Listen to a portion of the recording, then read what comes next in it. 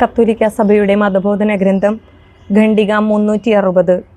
പൊതുവായ ഉൽപ്പത്തി മൂലം മനുഷ്യവംശത്തിന് മുഴുവനും ഒരു ഏകത്വമുണ്ട്. കാരണം ഭൂമുഖം മുഴുവൻ വ്യാപിച്ച് വസിക്കാൻ വേണ്ടി ദൈവം ഒരു പൂർവികനിൽ നിന്ന് എല്ലാ ജനപദങ്ങളെയും സൃഷ്ടിച്ചു. ദൈവത്തിൽ നിന്നുള്ള ഉൽപ്പത്തിയുടെ ഐക്യത്തിൽ മനുഷ്യവംശത്തെക്കുറിച്ച് വിചിന്തനം ചെയ്യാൻ നമ്മെ പ്രചോദിപ്പിക്കുന്ന ദർശനം എത്ര ആശ്ചര്യവഹമാണ്. അവ സർവ്വ മനുഷ്യരിലും അരൂപിയായ ആത്മാവോടും ഭൗതിക ശരീരത്തോടും കൂടെ തുല്യമായി സൃഷ്ടിക്കപ്പെടുന്ന മനുഷ്യപ്രകൃതിയുടെ ഐക്യത്തിൽ മനുഷ്യവംശത്തിൻ്റെ ആസന്നമായ അന്ത്യത്തിൻ്റെയും മനുഷ്യവംശത്തിന് ലോകത്തിൽ നിർവഹിക്കാനുള്ള ദൗത്യത്തിൻ്റെയും ഐക്യത്തിൽ മനുഷ്യവർഗത്തിൻ്റെ മുഴുവനും വാസസ്ഥലമായ ഭൂമിയുടെ ഐക്യത്തിൽ ജീവസന്ധാരണത്തിനും പരിപോഷണത്തിനുമായി ഈ ഭൂമിയുടെ പ്രയോജനങ്ങളെ വിനിയോഗിക്കുവാൻ എല്ലാ മനുഷ്യർക്കും പ്രകൃതി തന്നെ അവകാശം നൽകുന്നുണ്ട്. എല്ലാവർക്കും പൊതുവായ പ്രകൃത്യാതീത ലക്ഷ്യത്തിൻ്റെ ഐക്യത്തിൽ എല്ലാ മനുഷ്യരും ഉന്നമിക്കേണ്ട ദൈവം തന്നെയാണ് ഈ ലക്ഷ്യം. ഈ ലക്ഷ്യം പ്രാപിക്കുന്നതിനുള്ള മാർഗങ്ങളുടെ ഐക്യത്തിൽ എല്ലാവർക്കുമായി ക്രിസ്തു നേടിത്തന്ന രക്ഷയുടെ ഐക്യത്തിൽ ഈ ഐക്യത്തിൻ്റെ എല്ലാം അടിസ്ഥാനത്തിലാണ് മാനവരാശി ഒരുമിച്ച് വിചിന്തനം ചെയ്യുന്നത്. മനുഷ്യരുടെ പരസ്പരാഭിമുഖ്യത്തിൻ്റെയും പരസ്പര സ്നേഹത്തിൻ്റെയും ഈ നിയമം സർവ്വ മനുഷ്യരും യഥാർത്ഥത്തിൽ സഹോദരങ്ങളാണ് എന്ന് ഉറപ്പു നൽകുന്നു.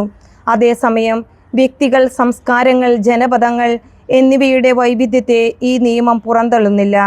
ശരീരവും ആത്മാവും ചേർന്ന ഒന്ന്. ദൈവഛായയിൽ സൃഷ്ടിക്കപ്പെട്ട മനുഷ്യൻ ഒരേ സമയം ശരീരിയും ആത്മീയനുമാണ്. വിശുദ്ധ ഗ്രന്ഥത്തിലെ സൃഷ്ടി വിവരണം ഈ സത്യം പ്രകൃത്യാതീതമായി ആവിഷ്കരിക്കുന്നത് ഇങ്ങനെയാണ്.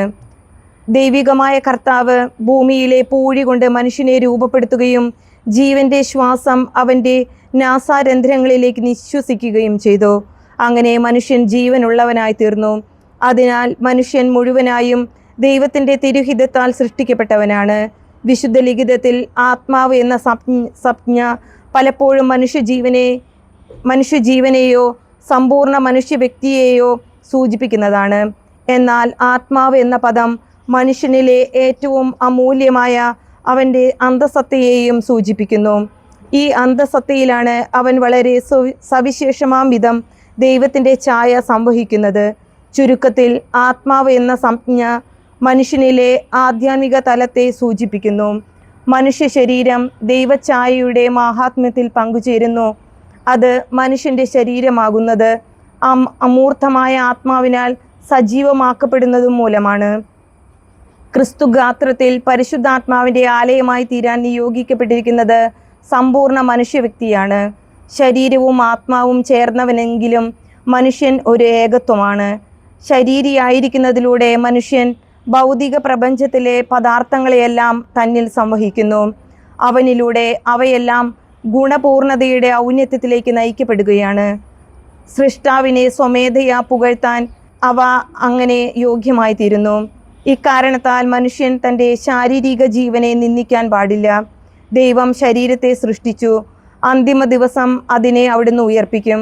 ഇക്കാരണത്താൽ മനുഷ്യൻ തൻ്റെ ശരീരത്തെ നല്ലതും ബഹുമാനാർഹവുമായി പരിഗണിക്കണം.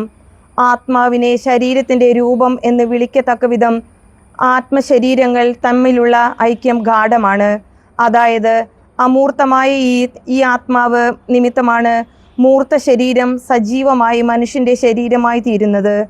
മനുഷ്യനിലെ ആത്മാവും മൂർത്ത ശരീരവും രണ്ട് പ്രകൃതികളെ കൂട്ടിയോജിപ്പിച്ച് ഒന്നിച്ചു നിർത്തിയിരിക്കുന്നതല്ല.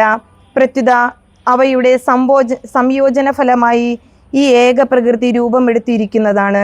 അമൂർത്തമായ ഓരോ മനുഷ്യാത്മാവും ദൈവത്താൽ നേരിട്ട് സൃഷ്ടിക്കപ്പെട്ടതാണ്. അത് മാതാപിതാക്കന്മാരാൽ ഉൽപ്പാദിക്കപ്പെട്ടതല്ല. മനുഷ്യാത്മാവ് അനശ്വരമാണ് എന്നാണ് സഭ പഠിപ്പിക്കുന്നത്. മരണത്തോടെ ശരീരത്തിൽ നിന്ന് വേർപിരിയുമ്പോഴും ആത്മാവ് നശിക്കുന്നില്ല. അന്തിമോത്ഥാനത്തിൽ അത് ശരീരവുമായി സംയോജിക്കും. ചിലപ്പോൾ ആത്മാവ് അരൂപിയിൽ നിന്ന് വ്യത്യസ്തമായി പരാമർശിക്കപ്പെടാറുണ്ട്.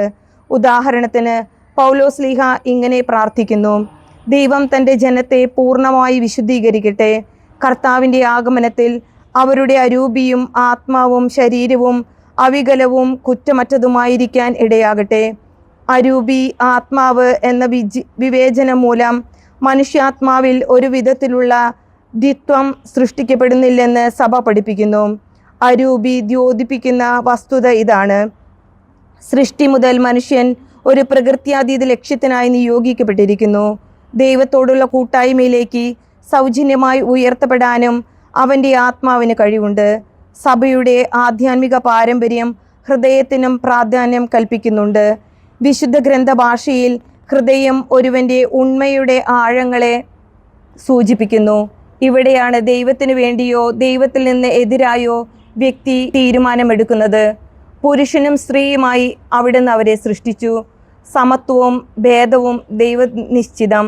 പുരുഷനും സ്ത്രീയും സൃഷ്ടിക്കപ്പെട്ടവരാണ്, അതായത് അവർ ദൈവനിശ്ചിതരാണ്. ഒരു ഭാഗത്ത് മനുഷ്യ വ്യക്തികൾ എന്ന നിലയ്ക്ക് അവർ പൂർണ്ണ സമത്വം ഉള്ളവരാകുന്നു. മറുഭാഗത്ത് അവരുടെ പ്രത്യേക ഉണ്മകളിൽ അവർ പുരുഷനും സ്ത്രീയുമാകുന്നു. പുരുഷനായിരിക്കുന്നതും സ്ത്രീ ആയിരിക്കുന്നതും നല്ലതും ദൈവനിശ്ചിതവുമാകുന്നു. പുരുഷനും സ്ത്രീയും എടുത്തു മാറ്റാനാകാത്ത മാഹാത്മ്യത്തിൻ്റെ ഉടമകളാണ്. ഈ മാഹാത്മ്യം സൃഷ്ടാവായ ദൈവത്തിൽ നിന്ന് അവർക്ക് നേരിട്ട് ലഭിക്കുന്നതാണ്. പുരുഷനും സ്ത്രീയും ദൈവഛായയിൽ ഒരേ മാഹാത്മ്യമുള്ളവരാണ്. അവരുടെ പുരുഷൻ ആയിരിക്കലും സ്ത്രീ ആയിരിക്കലും സൃഷ്ടാവിൻ്റെ ജ്ഞാനത്തെയും നന്മയെയും പ്രതിഫലിപ്പിക്കുന്നു.